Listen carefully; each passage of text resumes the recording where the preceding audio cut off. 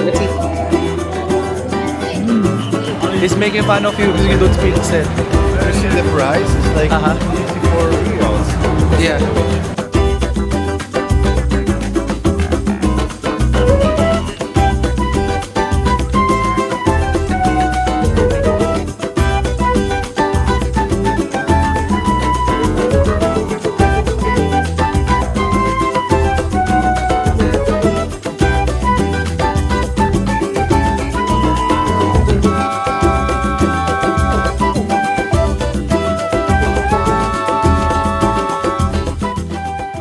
Okay guys, another day na naman tayo ng ating adventure. Medyo hiningal ako na medyo pakit kasi yung dinadaanan namin. So, ito naman yung mahaba akong tropa ngayon. I have a set of friends. So, these are my friends. Medyo snab. Pero okay lang. Mabait yan. Dead mo lang sila kasi nagtatagalog ako. So, just like always, pag nagbablog ako, sabihin safe pa tong lugar na to. Pero mamaya, pag nasa medyo main road na kami at marami ng mga homeless, tatago ko na ulit yung camera ko. Makikita-kita na ulit tayo mamaya. So ngayon, punta kami ng Museum of the Arts. And pupunta kami sa municipal market kasi meron kami gusto i-try na pagkain at mamalengke rin kami. Kasi magluluto kami ng mga pagkain ng iba't ibang bansa sa hostel namin. So, share ko na ako sa may main road. I'll talk to you soon later. Here. The place where we're going on. Of all the countries na pinuntahan ko, dito talaga sa Brazil ako natakot. Kasi maliban sa mga napanood ko online, matatakot ka talaga sa presence ng mga homeless dito. Siyempre ayoko naman sila i-judge, pero mas mabuti na maging maingat And kung may chance talaga mag-ikot ako na may kasama, mas gugustuhin kong may makasama kaysa mag-ikot mag-isa. Kasi baka maging target lang ako ng mga masamang tao. Lalo na obvious na hindi ako taga dito. At syempre, may mga gamit na pwedeng mawala na naman sa akin na iniingatan ko.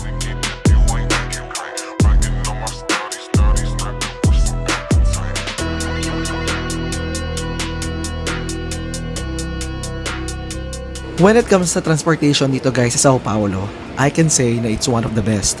Malayong malayo siya sa mga experience natin sa Pilipinas kung saan ang pagko-commute is extreme sport at mararamdaman mo talaga na hindi ka dignified bilang isang commuter. Dito, ang common impression ng mga tao sa Sao Paulo, lalo na sa kanilang public transport, is meron silang kanya-kanyang buhay.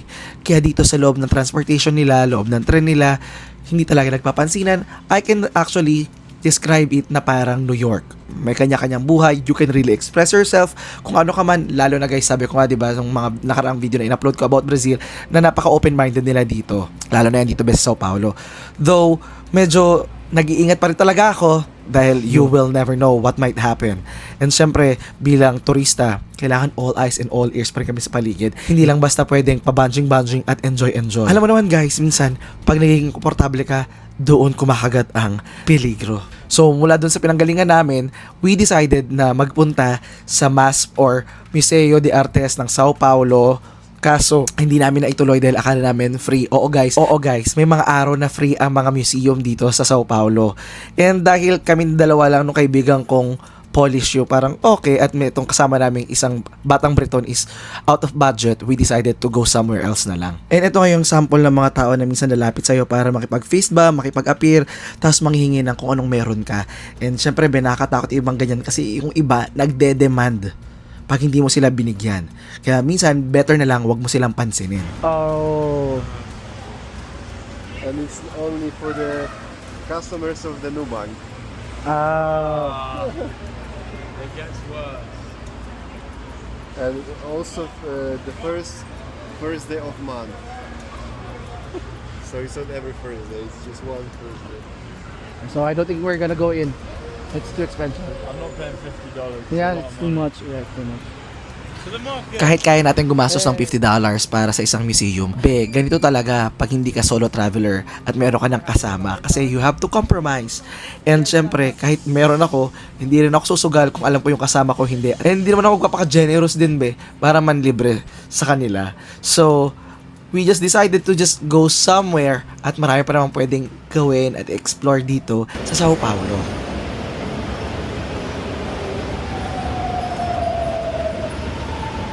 Which station are we getting off? Southampton. For the fourth time. Oo be, medyo matagal na rin ang na-stay ko dito sa Sao Paulo. Na-enjoy ko siya kasi sobrang convenient nung transportation. Okay ako sa hostel namin dahil okay yung mga kasama ko at pakiramdam ko safe naman ako sa kanila at may nakakausap akong English. Kasi yun talaga yung biggest fear ko coming here dahil syempre hindi man ako marunong magsalita ng Espanyol or ng Portuguese, which is a roadblock pag nagta-travel ka dito sa Latin America at hindi ka marunong magsalita ng salita nila.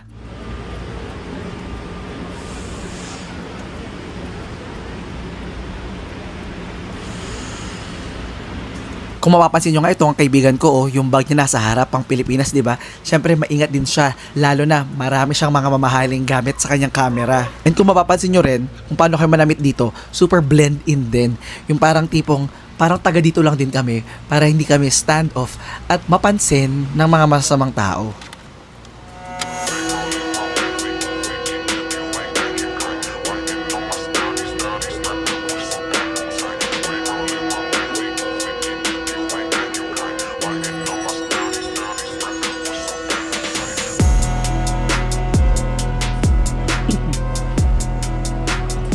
So dito tayo guys sa kanilang palengke. Medyo magulo, parang ano to guys, Divisoria na, parang Divisoria or Baclaran. So it's not very safe mag-vlog. Pero dito guys, dito na kayo makakabili ng lahat ng mga mura pag nandito kayo sa Brazil. Oh, deixa para namorar depois. Vai lá, família. Serve o rapaz aí, por gentileza aí, tá? Itong lugar na to be ay tinatawag na Rua 25 de Marzo. Dito be, ito be yung parang divisoria nila. At napansin ko nga dito be, na parang mas mura pa rin naman ata sa atin. Feeling ko dahil mas malapit tayo sa China at yung shipping fee na mga gamit is mas mura. And ang advice nila dito be, kung pupunta kayo dito, pumunta kayo ng maaga para maka-avoid kayo sa dami ng tao. Tandaan dito be na ang most shops dito tumatanggap pa rin ng cash. Though dito magagamit mo yung mga credit card mo pero mas makakatawad ka pag cash payment. And syempre be, huwag mong kalimutan na tignan ang iyong mga gamit dahil kaliwat kanan din ang mga mandorokot. At para sa aming tatlo naman dito be, sadyang nag-window shopping lang kami para ma-experience lang namin yung pakiramdam ng kanilang market. Pagdating naman be sa pagkain, nako, diverse din dito be ang Brazil. Ito nga be, meron kaming nakita na kebab. Oo, medyo iba nga yung paraan nila dito ng paggawa ng kebab be. Dahil maliban dun sa sinaslice na nila, inipit pa nila yung kebab. Oo, iba talaga siya be. May sarili silang style. So ngayon guys, bibili muna kami dito ng snack namin na kebab. So each kebab is like 23 reals. So medyo mainit pero pwede na muna tong snack namin habang naiikot kami dito sa kanilang scene. Oh, di ba be? Mukha pa lang ang sarap nung kebab. Oo, focus tayo sa kebab, Francis. Focus tayo sa pagkain. At nagliliyab talaga yung apoy ng kanilang kebab.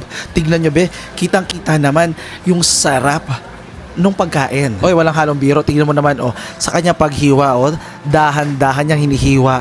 At maninipis talaga yung tamang perfect roast ng beef ng kebab. Oh, wow. Ang sarap talaga nito, guys. May kita nyo pa yung sebo na pumatak at hinagis niya kanina. Grabe. I'm so excited to eat this kebab. Ito na guys yung ating kebab. So tara guys, kainin na natin. Ikakalaga siya ng 23 I think.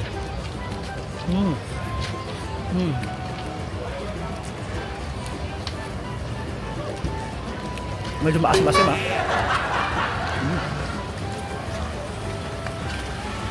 Ngayon guys, galakad naman kami. Papunta dun sa municipal market. Tingnan natin. Francis, gabay tayo ni Lord. Okay. Marami nagpaalala sa akin dito, huwag kang mag-video, huwag kang mag-vlog, mag-iingat ka. Kasi hindi siya dalawang isa dito pag mandukot. Of course, sa tanong nyo, Alam mo naman pala, Francis, na delikado. Ba't ka nagpunta dyan? Honestly, gusto ko talaga puntahan tong Brazil dati pa. And now, dahil syempre, galing ako na Amerika, this is the chance na magpunta talaga ako dito. And I think ito na talaga yung pagkakataon na hinintay ko ng napakatagal para makita yung bansa nila. To be honest, natutuwa ako dahil sobrang ganda naman talaga. Hindi ko lang alam kung nagre-reflect yun sa video na ginagawa ko kasi sobrang ganda talaga ng architecture ng lugar nila. Dito pa lang sa Sao Paulo, mabubusog na yung mga mata mo sa ganda ng kanilang city. Though matatakot ka nga lang kasi nga, yan nga sabi ko na dyan pa rin yung presence ng peligro.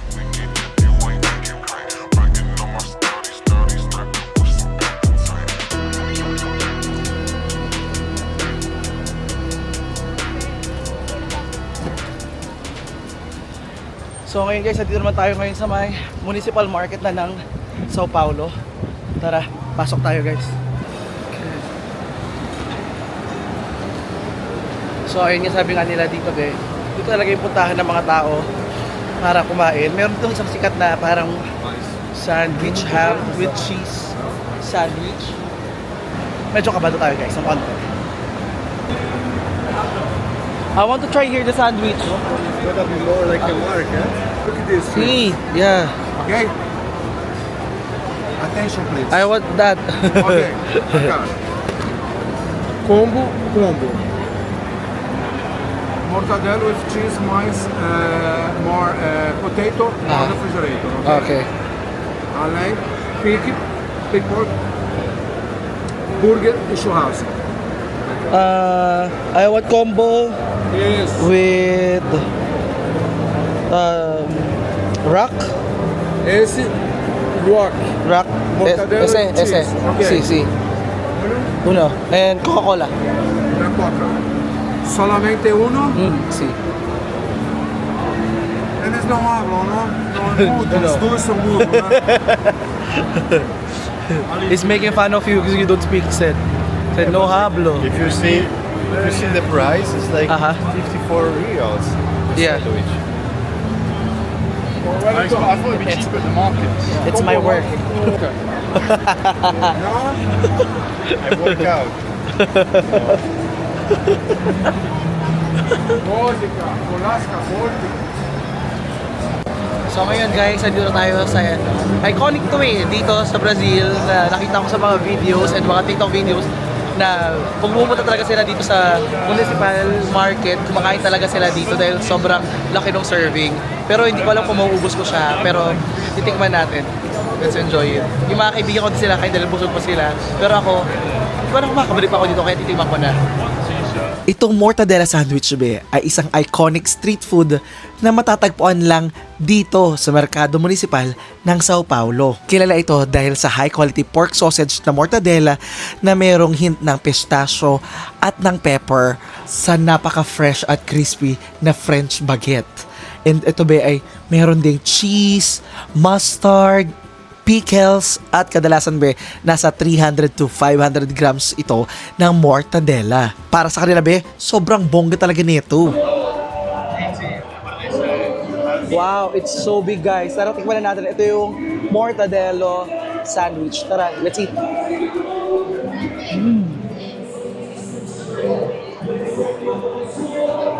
Sobrang sarap ng ham niya. Basta. We have 10 years ago. Masasama yung saltiness ng cheese. Tapos kahit malaki siya, parang ang light lang niya. Right now, to be honest. I just love this place. Now I'm just traveling. How are you? Yeah, good. How are you doing? Good, I'm good. Yeah, you told me you were being in Sao Paulo. Yeah, yes, sir. How long you been? Amigo. 2 days, I think. His friend? Tomorrow His night. friend?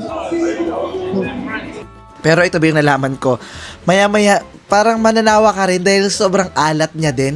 Kasi siguro ham siya, tapos yung cheese niya, medyo maalat siya para sa akin. Maganda naman yung vibe ng kanilang merkado dahil merong mga live music, maraming pagkain, at karamihan dito ng paninda is fruits talaga and vegetables. Bandang likod, ano yung meat. Malinis naman in fairness, kumpara sa mga usual na market natin sa Pilipinas. And after namin kumain guys, sumakit naman kami dito sa taas and dito ko talaga na-realize na ang ganda pala talaga nito kanilang market dahil sa kanilang Gothic architecture, tapos sa kanilang glass-stained windows. Sa bababe, ang linis pa. Tapos, more on fruits and vegetables yung nandito. And sa taas naman yung mga restaurants.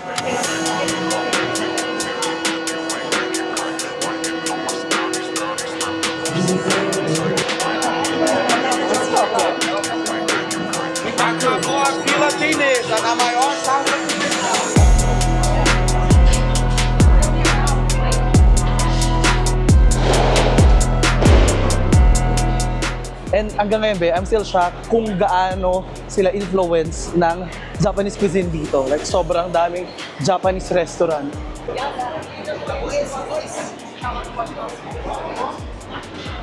Wow, sobrang bongga, guys, nung karne nila dito. Wait, I think I'm gonna buy pork. What? I'm gonna buy pork. Okay. Yeah. Sure, that you want to carry the pork all day with you? Then maybe just in the grocery? Yeah, maybe. Okay.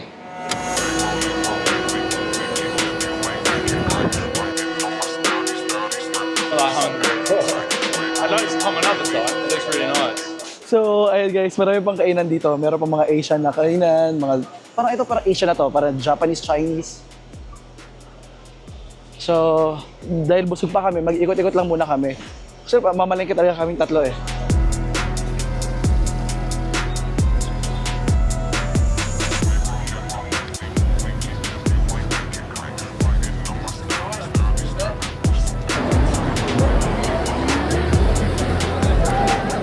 Iba't iba ang uri ng mga magnanakaw ito guys. Meron mga nang hahablot lang, may mga naka-motor, may naka-bike.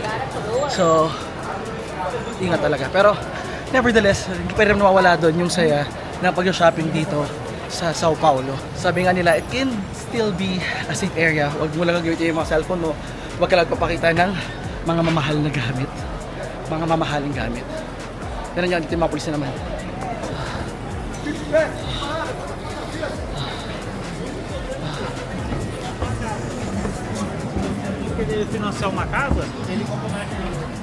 Evident naman dito sa video na to kung gaano kaganda yung architecture ng mga building sa kanila. Tingnan mo be, para kung nasa Europe, di ba? Tingnan mo yung mga design. Though mapapansin mo rin sa mga building dito na karamihan ay mga abandonado at parang hindi na ginagamit ng mga tao.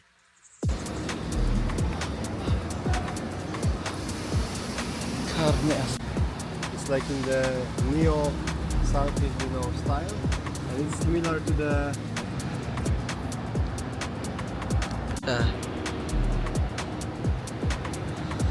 No. I had some bites Where? in my on my feet From which area? The room? area. Like here, I had some. I know. Where did you get the bite? I don't know when, but we started to.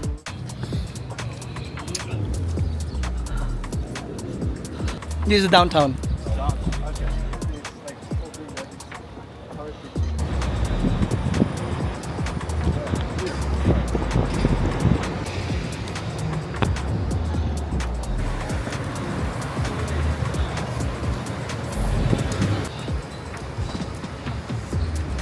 So ngayon guys, dito naman kami sa May Liberdade. Ito guys yung pinaka-center naman dito ng mga Asian. More on dito yung mga Japanese, Korean, and Chinese. And kung hindi nyo alam, marami dito mga Japanese kasi noong unang panahon nag-migrate dito yung mga Japanese para tulungan sila or para sa agriculture hanggang sa na-realize nila na masarap pala tumira dito dahil maraming masarap. So dito na sila. Alam mo ba, parang I feel like I'm just home here. Though syempre, kailangan pa natin magmaigat dito kahit saan lagi. Pero nakakatuwa lang na ang daming options dito ng Asian food. Tingnan nyo na lang dito be sa lugar na to kung gaano ka-vibrant ng lugar. Sobrang daming mga bandarita sa M-Decors na parang lagi may festival. Actually be, parang kompleto dito be, from food to entertainment to accessories na mga trendy and very kawaii and cute. Parang ako. Parang mga kasama ko. Tara, mag-ikot na tayo bago pa nila ako i-shoot. Yan sila. Hi! Snab! So namin kami to guys ng mga pagkain kasi magluluto kami sa tinutuluyan namin ng iba't ibang pagkain mula sa iba't ibang bansa.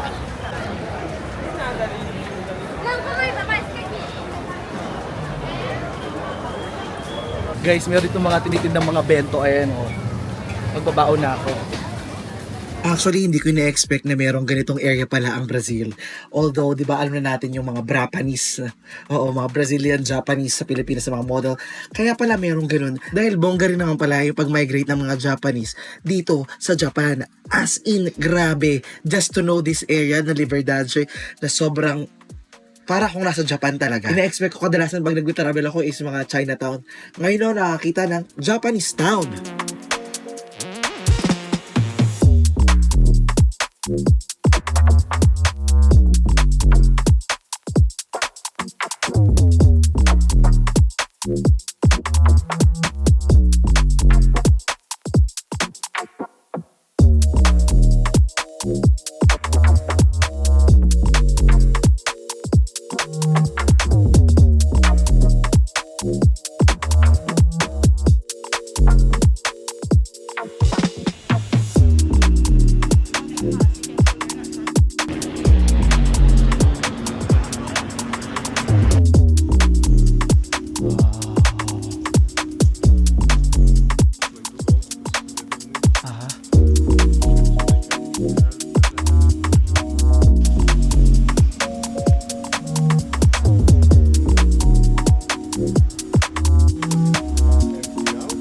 Then you have people more homeless around, you know? Like, I